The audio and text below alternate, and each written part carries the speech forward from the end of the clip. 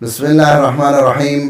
بیوی کے ساتھ جب سیکس کرتے وقت جو مستحبات ہیں ان کو ہم نے بیان کیا۔ ابھی مکروہات، کچھ چیزیں جو مکروہ ہے، کراہت ہیں، بیوی کے ساتھ ہم بستری کرتے وقت ان کا بھی لحاظ کرنا ضروری ہے، دیکھنا ضروری ہے۔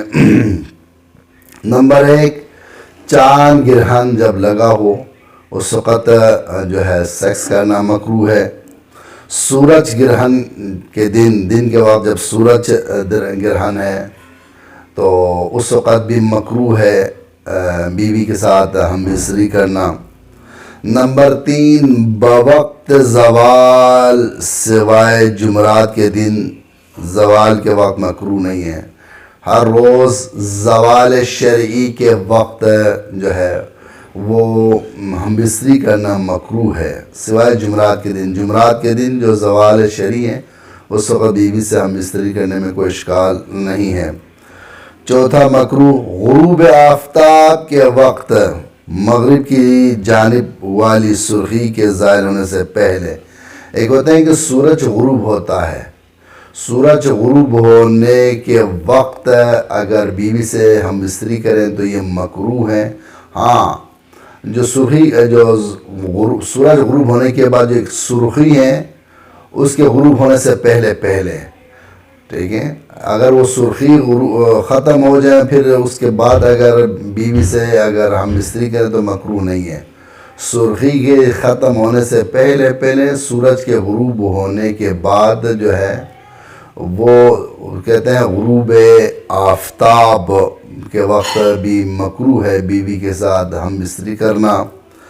پانچواں یہ ہے کہ طلوع فجر کے بعد طلوع آفتاب تک، طلوع فجر سے طلوع آفتاب تک بھی بیوی کے ساتھ جو ہے مباشرت کرنا مکروہ ہے۔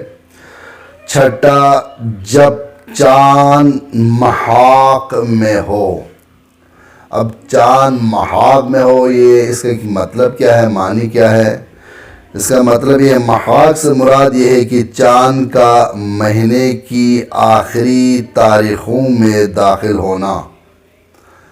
ٹھیک ہے، چاند ہر مہینے کے آخری جو مہینوں میں داخل ہونا۔ مثلا 28 چاند کی آج 28 تاریخ ہے، چاند کی آج 29 تاریخ ہے، چاند کی آج 30 تاریخ ہے۔ ان ایام میں کیا ہے، بیوی کے ساتھ مباشرت مکروہ ہے، اور یہ اس وقت ہوتا ہے جب چاند زمین اور سورج کے درمیان میں ہوتا ہے، جس کی وجہ سے اسے زمین پر دیکھنا ممکن نہیں ہوتا ہے، اور اسے چاند کی ولادت کا وقت بھی کہا جاتا ہے۔ یعنی وقت محاق جو ہے، چاند محاق میں ہو اس وقت بھی بیوی کے ساتھ ہم بستری کرنا مکروہ ہے۔ ساتواں مکروہ، ماہ رمضان المبارک کے علاوہ ہر مہینے کی پہلی رات کو بھی ہم بستری کرنا مکروہ ہے۔ آٹھواں مکروہات ہم بیان کر رہے ہیں، ہر مہینے کی درمیانی اور آخری تاریخ کی رات کو بھی بیوی کے ساتھ جو ہے وہ ہم بستری کرنا مکروہ ہے۔ نمبر 9، زلزلہ جب شروع ہو رہا ہے، وقت زلزلہ یا زرد ہو اور سیاہ آندھی کے وقت بھی کیا ہے، بیوی کے ساتھ مباشرت کرنا، سیکس کرنا مکروہ ہے۔ نمبر 10، قبلے کی طرف رخ کر یا بھی اسے میں جو ہے میرے سامنے قبلہ ہے، ٹھیک ہے، میرے سامنے قبلہ ہے، سامنے جو ہے وہ مرد کا رخ کیا کہتے ہیں بالکل قبلے کی طرف، یہ بھی مکروہ ہے، اور مرد کا جو پشت قبلے کی طرف ہوتا وہ بھی مکروہ ہے۔ 11واں مکروہات، کشتی میں بیوی کے ساتھ جو ہے وہ مباشرت ہم بستری مکروہ ہے، اور مکمل عریان ہو کر ہم بستری کرنا مکروہ ہے۔ اور 13ویں جو مکروہات ہے وہ ہیں احتلام کے بعد اور غسل سے پہلے۔ احتلام ہوا ہے ایک شخص کو اور پھر غسل نہیں کیا ہے، پھر بیوی سے کیا ہے مباشرت جو ہے ہم بستری مکروہ ہے۔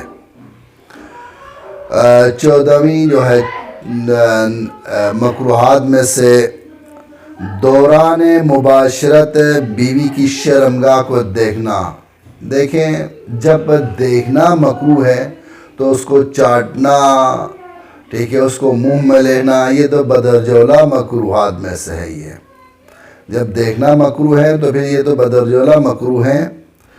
तो अच्छा, ज़िक्र इलाही जो है, इसके अलावा जो है ज़िक्र खुदा के ज़िक्र के अलावा गुफ्तगू करना, ठीक है, बहुत सी अल्फाज ऐसे उस वक़्त यूज़ करते हैं जो नामुनासिब होते हैं। ये चीज़ें न करें, औलाद पे असर पड़ेगी, आने वाली नस्ल पे असर पड़ेगी।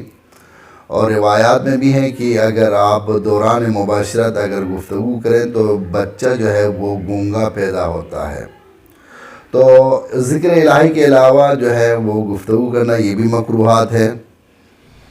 और 16वीं खुसूसन जो मकरूहात वो हैं कि किसी देखने वाले की मौजूदगी में हम बिस्तरी करना, हत्ता कि बच्चा और बच्ची भी देखने वाले हों तब भी मकरूह है। खुसूसन हमारे माशरे में जॉइंट फैमिली में ये चीज़ बहुत ज़्यादा है।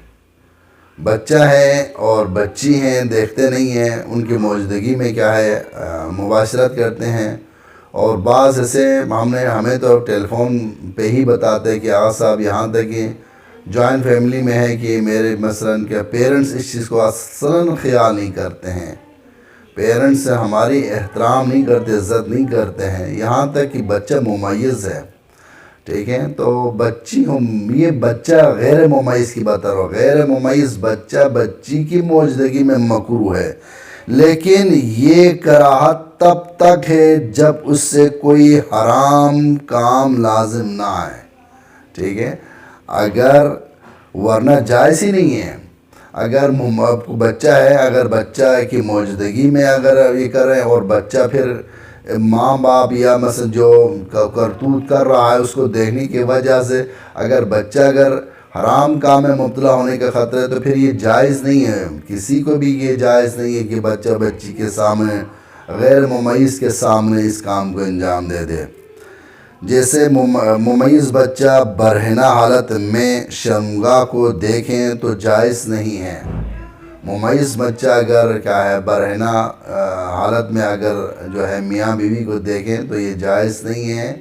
तो लिहाजा इन चीज़ों का एहतराम करें। यही चीज़ें जो है औलाद पे असर होती हैं और आने वाली नस्ल पे असर होती हैं।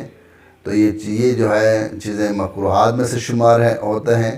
इनको ख्याल करके, इनका एहतराम करके अगर आप हम बिस्तरी करें तो आने वाली नस्ल अच्छी होगी, फरमानबरदार होगा, औलाद साले होगी इंशाअल्लाह।